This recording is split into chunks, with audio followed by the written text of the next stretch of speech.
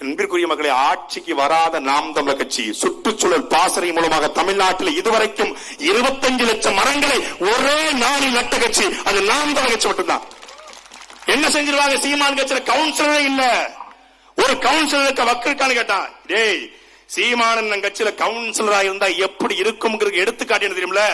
உங்கள் குளச்சல்ல கப்பியறை பேரூராட்சி இருக்கக்கூடிய சீமானுடைய தங்கை எங்களுடைய ஆன்சி சோபா ராணி தாண்டா தமிழ்நாட்டினுடைய கவுன்சிலர்களே முதன்மை கவுன்சிலர். திரள் நிதி பிச்சை எடுக்கிறான் சீமானா. அந்த திரள் நிதி போல எங்கள் அக்காவுடைய சொந்த பணத்தில் 25 லட்சம் ரூபாய் பணத்தை கொடுத்துதான் கப்பியறை பேரூராட்சியுடைய அரசு பள்ளிக்கூடமே நடக்குது. தமிழ்நாட்டுடைய பள்ளிக்கல்வித்துறை அமைச்சருடைய பாராட்டை பெற்ற ஒரே கவுன்சிலர் அது நாம் தமிழகத்துடைய கவுன்சிலர் எங்க அக்கா ஆன்சி சோபாராணி. ஒரு கவுன்சிலர் கொடுத்ததுக்கு 8 கவுன்சிலர் நாங்க இருக்கோம்.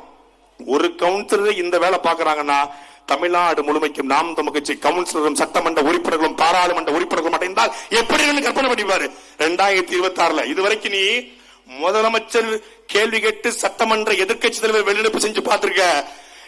நாம் தமிழ் கட்சி உள்ள போனா கேட்கிற கேள்வியில முதலமைச்சர் எவராக இருந்தாலும் வெளிநடப்பு செய்வான். ஆனா 2026 முதலமைச்சரும் நாங்கதான், எதிர்கட்சி தலைவரும் எங்க ஆதரவாளர்கள்.